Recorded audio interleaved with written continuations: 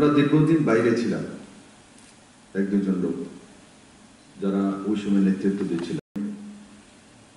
ত্রিপুরার যে রীতিনীতি যেভাবে সরকার চালাচ্ছিল আর অপোজিশনে যারা ছিল ছিল না। সরকার কোন ট্রেকে চলতো? মিটার গেজে চলত।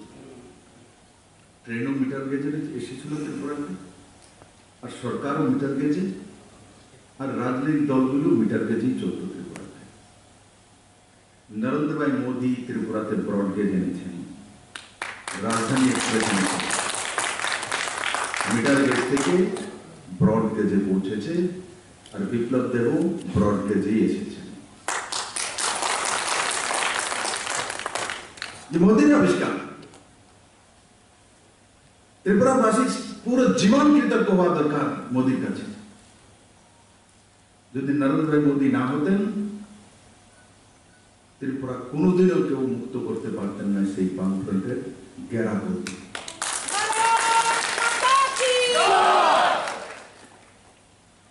আমি কোন রাজনৈতিক ব্যক্তিত্বের আলোচনা করি না বা সমালোচনা করি না, তার কাজের ত্রিপুরার কর্মচারীদেরকে কিভাবে তোলা হতো। কারণ কি বামফ্রন্ট তো ইউনিয়নের জন্য ফেমাস পুরো দুনিয়াতে। তাহলে ত্রিপুরার কর্মচারীদেরকে কি শেখানো হতো? এত সংগ্রাম করেছে ত্রিপুরার কর্মচারীরা, এত আন্দোলন করেছে, যারা আমাকে বলুন তো দেখি কি কি পেয়েছেন এই আন্দোলনে? কি কি টগর ফুল ফুটেছে, না রজনীগন্ধা, না গাঁদা ফুল, কি ফুটেছে?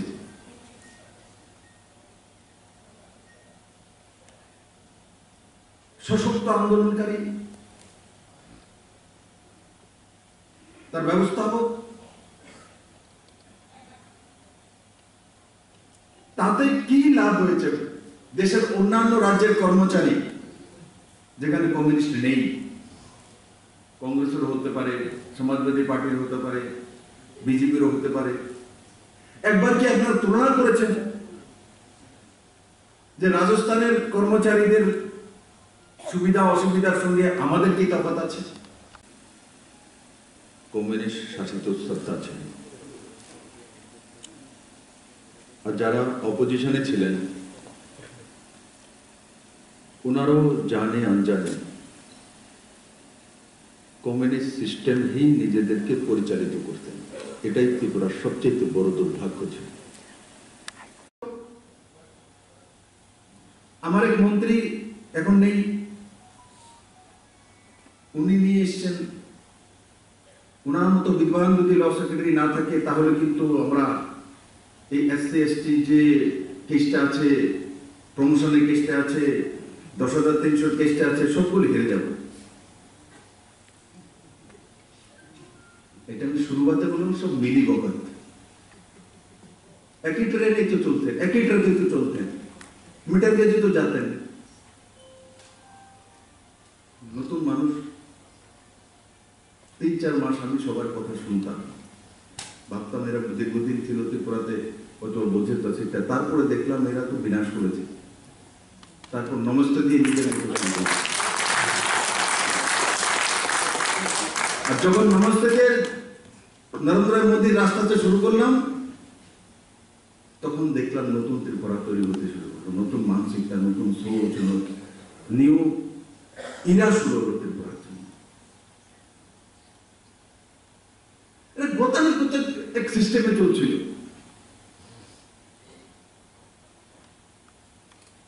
মানুষ নতুনের কাছে আকৃষ্ট, মানুষ দুনিয়ার সর্বশ্রেষ্ঠ দিক।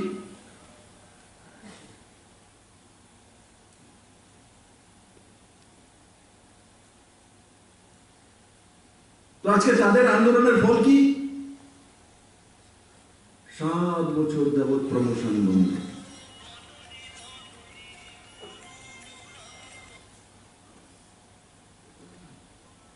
প্রমোশন থেকে খুললো এই সরকার, এটা প্রমোশন, রাস্তার দুয়ার খুলল। ওনারা কি করেছেন? এসসি এসটি জেনারেলের মধ্যে বিভেদ তৈরি করেছেন, ডিভাইড এন্ড রুল। আমরা এসসি এসটি জেনারেল থেকে আমার কাছে এসেছে, কথা বলেছি, শুনেছি, তারপর মিলেমিশে রাস্তা তৈরি করেছি।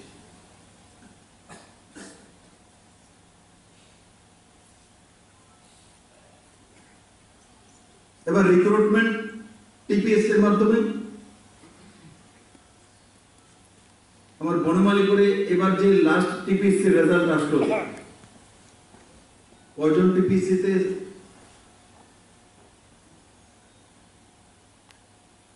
চাকরি হয়েছে জানি কি বনমালীপুর মানুষ? কতজন? 5 জন। আপনাদের প্রত্যেকের জীবনের শেষ কথা আপনার ছেলে মেয়ের ভবিষ্যৎ।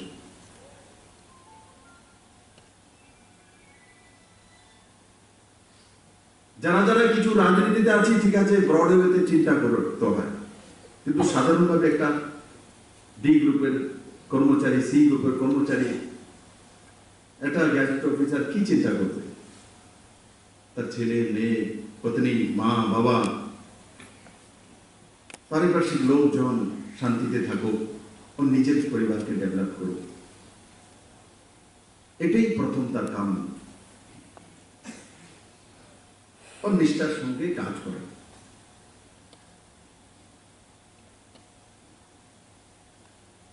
তাহলে আপনার ভবিষ্যৎ প্রজন্মকে কি দিয়ে যাবেন? আপনি কিভাবে আপনার ভবিষ্যৎ প্রজন্ম সাকসেসফুল হবে? শুধু চাকরি করলাম, ডিএ পেলাম, প্রমোশন হলো, এটাই জীবন আপনাদের? কার জন্য পরিশ্রম করছেন? একটা জায়গা আছে দেশের জন্য আমরা করি, টাকা পাই কার জন্য করি। একটা সময় এমন হয় যে না, টাকা না পেলেও কাজ করবো রাষ্ট্রীয়তে। আপনার ছেলের যদি বা মেয়ের যদি ভবিষ্যৎটা সুন্দর না হয়, ভালো এডুকেশন না পায়, এস্টাবলিশ না হয়, আপনি যদি তাকে প্রতিষ্ঠিত না করতে পারেন, সে যদি ড্রাগসে ড্রাগ এডিক্ট হয়ে যায়, আপনার এই প্রমোশন, আপনার এই চাকরির কোনো লাভ আছে বলুন তো দেখি?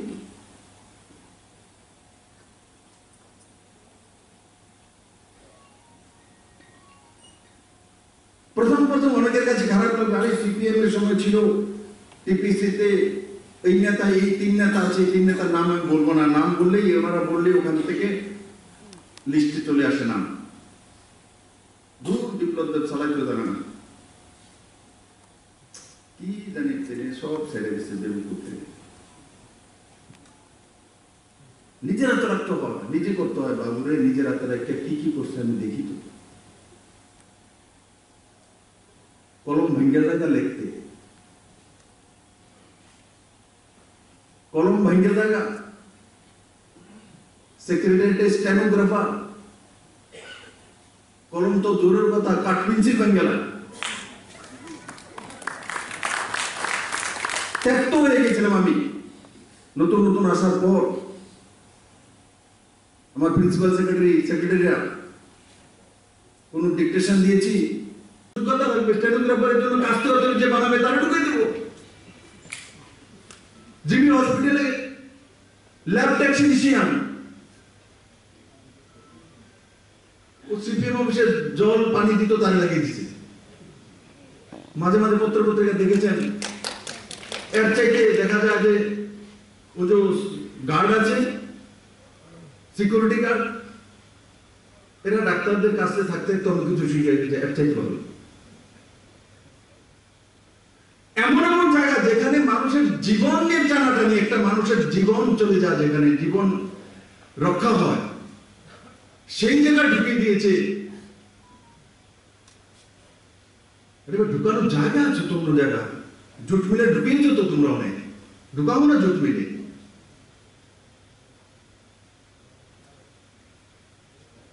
যেখানে মানুষ জীবন রক্ষার জন্য হসপিটালে যায়, সেখানে ঢুকিয়ে দিয়েছে এইসব লোক। আরে কত জায়গায় আমাকে হাত দিতে হয়েছে, কত যে বিনাশ করেছে।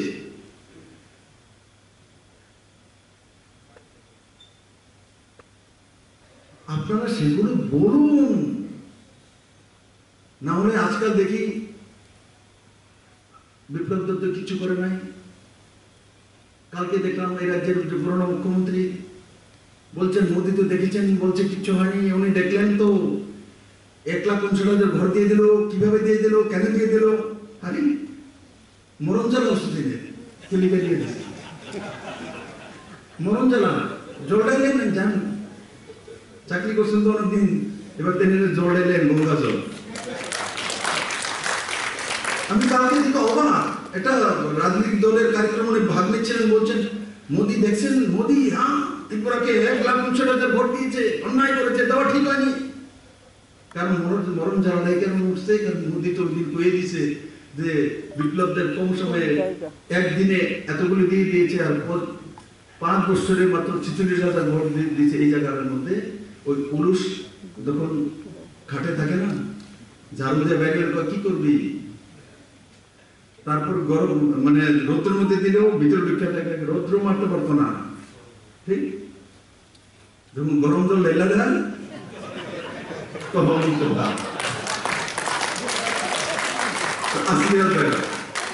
এখন মন্দির গরম জলে ঢালছে, পুরুষ বাইরে এসে বাইরে কয় ঠিক হচ্ছে না, ত্রিপুরা মানুষ কারণ মরণ জ্বালা হচ্ছে। এটা বুঝতে চাইছে ঘরে যেতে কত কান্দাইব। শুনলাম দাদা ওনারা বলেছে আপনারা আরো 22,000 ঘর প্রসেসিং আছে, মাত্র আরো 70,000 আছে। আপনি কত কানুন লাগবো? এই 2.5 লাখ ঘর 2.5 লাখ পরিবারের কাছে যাবে, 2.5 লাখ পরিবারের কাছে 2.5 লাখ ঘর যাবে। কে জানে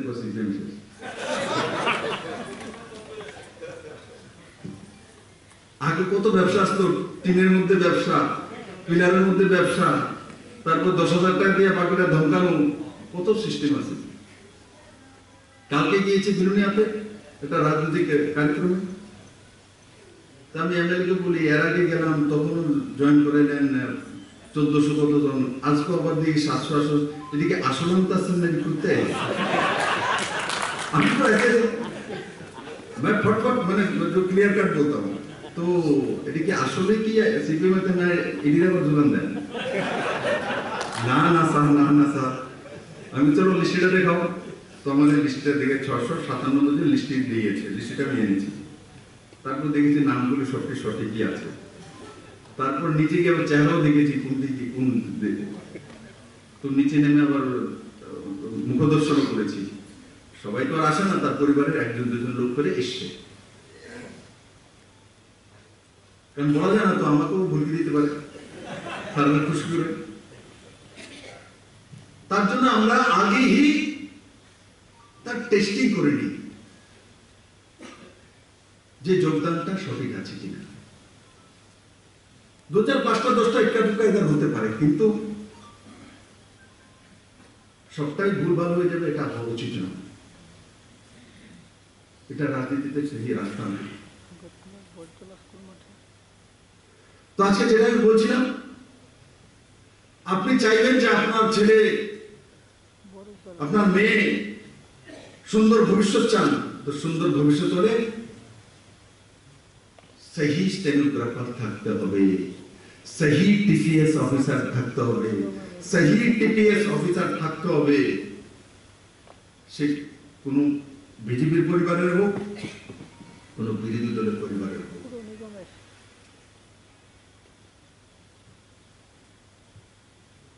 বন্ধুরা, এটা করেই ত্রিপুরাকে সবচেয়ে বিনাশ করেছে। আজকে ত্রিপুরার কটা স্কুলের মধ্যে হেডমাস্টার আছে জানেন? হেডমাস্টার নেই, যতটা আমি জানি 70% স্কুলের মধ্যে হেডমাস্টার নেই, ইনচার্জ করে চালাতে হবে। ত্রিপুরার বিভিন্ন কলেজের মধ্যে পার্মানেন্ট প্রফেসর নেই, গেস্ট লেকচারার বেশি। আপনার ছেলেকে কে পড়ায়? Guest lecturer. কত টাকা বেতন পায়? 15,000 এমন কিছু আমার খেয়াল নেই। আর যে প্রফেসর অলকবাবু এখানে আসলে গেছে নাকি, কত টাকা বেতন পান? 2.5 লাখ টাকা।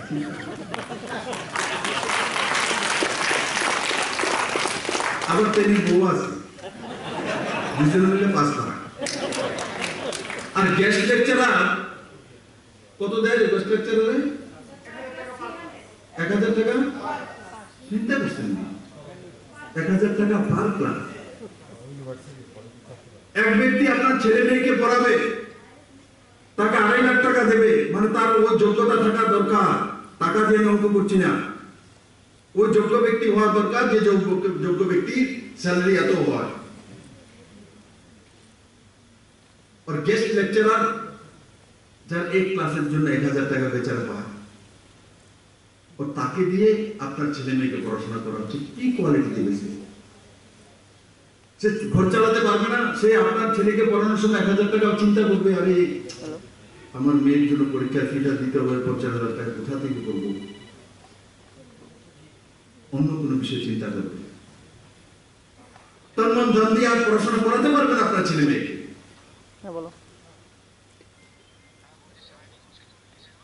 তার জন্যই তো যে স্যালারি কম বেশি যোগ্যতা অনুসারে কেন করা হয়েছে, তার কারণ আছে তো। আমরা যারা গ্যাজেট অফিসার রয়েছে এখানে, যেমন তপন আছে এখানে, আপনারাও এখানে হতে আছেন, আপনাদের অফিসের টাইম টেবিল আছে, আমার সেক্রেটারি টাইম টেবিল আছে, ডাইরেক্টর টাইম টেবিল আছে।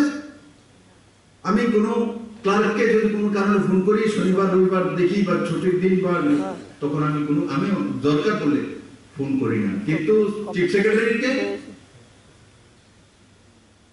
রাত্র 2টায় ফোন করে দিই। কারণ কি, গেজেট এন্ড অ্যাবভ অফিসারের টাইম টেবিল হয় না, 24 আওয়ার্স ডিউটিতে থাকে, 24 আওয়ার্স। তার জন্য তার বেতন ক্রম, তাকে গাড়ি দেওয়া হয়, তাকে সিকিউরিটি দেওয়া হয়, তাকে বাংলো দেওয়া হয়। এই সুবিধাগুলো জনতা কেন দিচ্ছে? যাতে আপনার সেবাটা মানুষ 24 আওয়ার্স পেতে পারে। তার সঙ্গে সম্পর্ক রয়েছে। তাহলে এই গেস্ট লেকচারার, ফিক্সড চাকরি, ডিআরডব্লিউ কার আবিষ্কার? আমার আবিষ্কার? সব পণ্ডিতগুলির আবিষ্কার, সব পণ্ডিতগুলির আবিষ্কার। মানুষকে আটকে রাখা, ঝুলিয়ে রাখা, কোনো কিছু কমপ্লিট না করা। শুধু এই জায়গায় নয়, ত্রিপুরাতে 2018 সপ্তাহে আসার পর প্রচুর এরা বিল্ডিং কনস্ট্রাকশন নিয়েছিল, প্রায় 100 কোটি টাকার কাছে, 100-200 কোটি টাকা, 200 কোটি টাকার কাছাকাছি শুরুয়াত করে দিয়েছে। কোনোটা 40%, কোনোটা 30%, কোনোটা 10% করে রেখে দিয়েছে। আমি যখন রিভিউ মিটিং পিডব্লিউডি নিয়েছি, দেখি 200-250 কোটি টাকা না হলে কাজগুলি কমপ্লিট হবে না। কোনোটা 2013-তে শুরু করেছে, কোনোটা 2010-এ শুরু করেছে। তাই আমি বললাম, টাকা বলে সেন্ট্রাল গভর্নমেন্ট ওই সময় একটা ফান্ড দিত, স্যাংশন করেছে এত টাকা, স্যাংশন মনে হয় কত 90 কোটি টাকা না কত স্যাংশন করেছিল। এরা কাজ ধরে নিয়েছে 200, 250, 300 কোটি টাকা। বাকিটা কোথা থেকে আসবে? কিউবার থেকে দেবে, চায়না দেবে? কাজ ধরেছি কেন? মানুষকে দেখানোর জন্য। দেখো কাজ ধরছি, দিকে স্টেডিয়াম তৈরি করছি, এখানে হল তৈরি করছি, আর কাজগুলি ধরে ধরে বিভিন্ন জায়গাতে ক্যাডার থেকে কমিশন খাওয়ানোর ব্যবস্থা। এখানটা দিয়ে দিয়েছে জঙ্গলের মধ্যে, একজন ক্যাডার আছে, যাও তোমার জন্য এখানে একটা স্টেডিয়াম। এই সবগুলো কাজ এসে আমাকে কমপ্লিট করতে হচ্ছে স্টেট বাজেট থেকে, বহু কষ্ট করে মোদীজির কাছ থেকে 348 কোটি টাকা এনে সেই কাজগুলি কমপ্লিট করেছি। তখন দেখি আজকাল যে সেক্রেটারি আছে সিপিএম এর একজন মন্ত্রী ছিল, ফরেস্টে আবার কি জানি আদার মধ্যে কি জানি আছে, হ্যাঁ ও আদার, আচ্ছা মনে করিয়ে দেবো এখন সময় মতো। তো বলছে উনি কি করেছেন, আমাদের কাজ বলে না উনি জিগিয়ে কমপ্লিট করছেন। বাবু 348 কোটি টাকা এনে তারপরে এগুলো করেছি, তোমাদের মেলার মাঠ থেকে পয়সা নেই।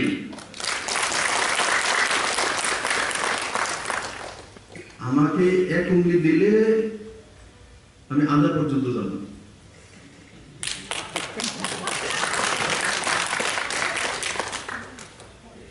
তাই বন্ধুরা,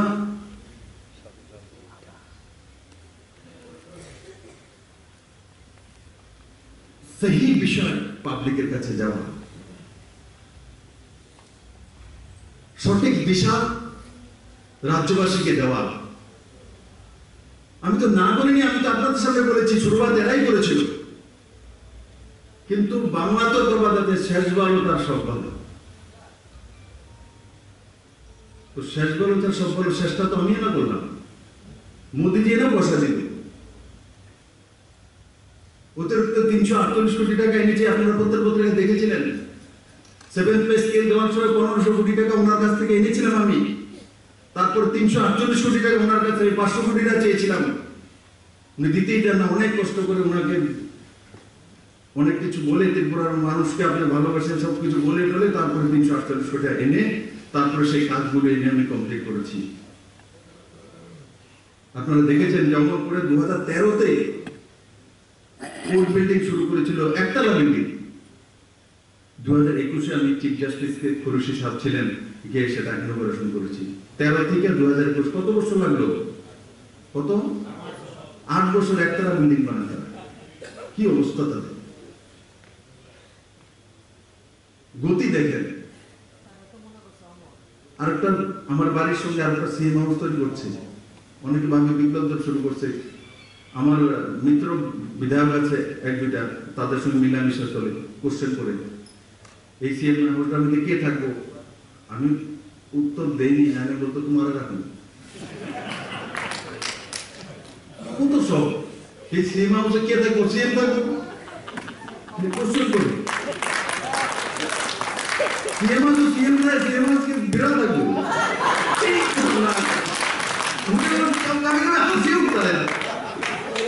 এরা বলে ত্রিপুরাতে রাজনীতি ছিল বিধানসভা, এরা বলে বহস করতো, কমন সেন্স নেই। ঠিকই বলছেন। তখন না কোনো কিছু নেই, এবার টের লাগবে। আর এই সিএম হাউস কবে থেকে তৈরি হচ্ছে? চিন্তা করেন, ত্রিপুরা রাজ্যের মূল ব্যক্তি তার হাউস তৈরি করা শুরু করেছিল পুরনো মুখ্যমন্ত্রী থাকতে, ওনার নির্দেশে। কবে থেকে? 2016 থেকে। বলে স্যার আপনি তাড়াতাড়ি তৈরি করালেন। আমি এটা খালি দেখতেছি যে কত বছর শেষ করতে হবে, বাকি জায়গা কই তাড়াতাড়ি করো, এটা কই না। আমি বলি তো পারি, আমি তো এটা দাঁড়ায় যায় করো। কিন্তু আমি এই এক্সিকিউটিভ ইঞ্জিনিয়ারের বেশি কিছু করি না। আমার মিসেস মাঝে মাঝে দেখছো নি এটি কি করে, কারণ সামনে তো দেখে দেখে সেটা দুনিয়া এক্সপোজার আছে, দুনিয়া দেখেছে, তো তাজ্জব লাগে। 2016 থেকে সিএম হাউস তৈরি করে 16, 17, 18, 19, 20, 21 6 বছর হয়ে গেছে তৈরি করে। 6 বছর যাবত তৈরি করছে। তাদের পরিকল্পনা দেখুন, একটা 2 তলা বিল্ডিং মাত্র, দেখে এগিয়ে আসে। এইসব বিল্ডিং ম্যাক্সিমাম 18 মাস লাগে, ম্যাক্সিমাম আজকের দিনে ম্যাক্সিমাম, তারপর লাগাই উচিত না। যদি চিফ মিনিস্টার হাউস, যেটা ত্রিপুরা রাজ্যের মূল ব্যক্তির হাউস, সেটা যদি 6 বছর লাগে, তাদের শেখা উচিত ছিল এই কমিউনিটিদের মহারাজা বীর বিক্রম কৃষ্ণ মানিকের কাছ থেকে নির্মহল তৈরি করতে কতদিনই তৈরি করেছিল, উচ্চতর প্যালেস কিভাবে তৈরি করেছে। তৎকালীন সময় আধুনিকতম বিল্ডিং তৈরি করেছে। পুরো আগরতলা জল জমে তো বলে আগরতলা তো কড়াইয়ের মতো তার জল জমবো, এটা কোনো টেকনোলজি নাই, এটা মেলামার টেকনোলজি। কে সার্টিফিকেট দিয়েছে? পলিটব্যুরো সার্টিফিকেট দিয়েছে, এটা আগুন জল জমে করাই দিচ্ছে। তো মহারাজা বীরবল কিশোর মানিক্য যে রাজবাড়ি তৈরি করেছে, তার দুই দিকে দুইটা দিঘি আছে, ওই রাস্তায় জল কেন জমে না? কে বলবে? ওটা কিভাবে বললেন মহারাজ? তার কাছে শিক্ষাও নেয়নি, মহারাজকে ভুলে যাওয়ার জন্য সব বন্দোবস্ত করছে। আমি কম না, আইসের বই লিখে দিচ্ছি। যাও মহারাজা বীরবল কিশোর মানিক্যের নাম ওনার বই লিখে কেউ আয় তো দিন, দেখো আধুনিক ত্রিপুরার উপকার মহারাজ ত্রিপুরাকে তৈরি করতে চাচ্ছিলেন, কিন্তু কম বয়সে উনি দুনিয়া ছেড়ে চলে গেছে। উনি এয়ারপোর্ট তৈরি করেছেন, ওনার নাম দেন। উনি এয়ারপোর্ট তৈরি করেছেন, ওনার নাম দিতে রাজি না।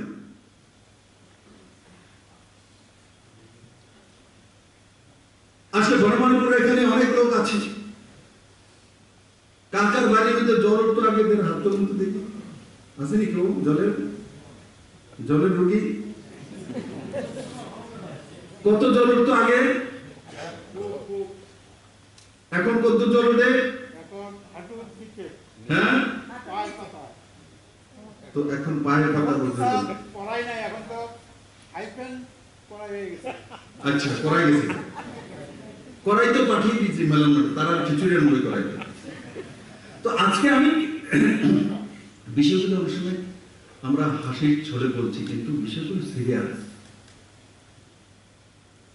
এরা কিভাবে একটা শিক্ষিত সমাজ, বনমালীপুরের মধ্যে একটা বড় শিক্ষিত সমাজের লোক থাকে, হাইলি এস্টাবলিশ লোক থাকে, তাদেরকে বলে দিয়েছে করার মতো বনমালীপুর থেকে জল যাবে না।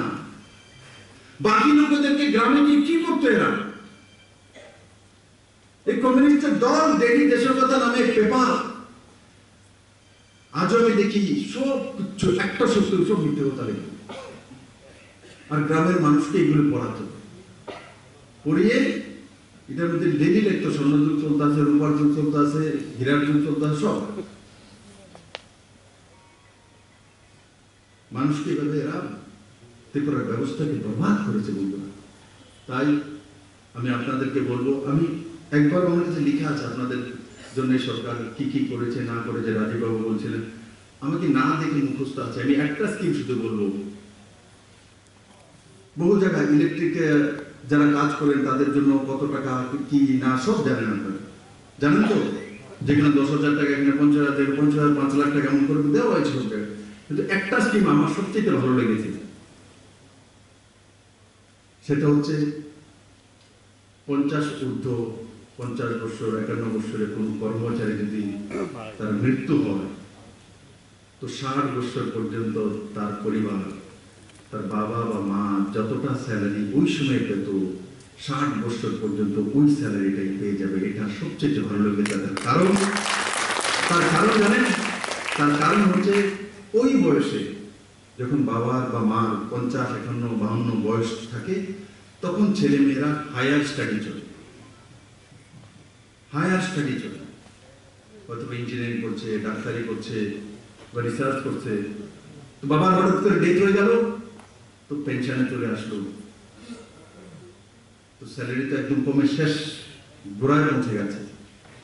দেখা যাচ্ছে মেয়েকে মাসে 50,000 টাকা পাঠাতেন, ছেলেকে 70,000 টাকা পাঠাতেন, কারণ ওনার স্যালারি আছে 1.5 লাখ টাকা, তো হয়ে যেত। আর নিজের ঘরটা কোনো মতেই কাটিয়ে তুলতেন, হাজবেন্ডের কম খেয়েও পড়াশোনা করেন। নতুন রাস্তা তৈরি করে কাজ করা শুরু করেছে, ওরা পুরনো রাস্তা হাঁটেনি। দীর্ঘদিন যাবত কমিউনিস্টরা যখন শাসন করছিল ত্রিপুরাতে, সত্তাসীন ছিল, আমি দুর্ভাগ্য, তাই এত লম্বা সময় ওই পার্টিটা কোনো কাজ না করে কোনো উন্নয়ন। Subscribe to Tripura Info and press the bell icon so that you never miss any latest updates and news on Tripura.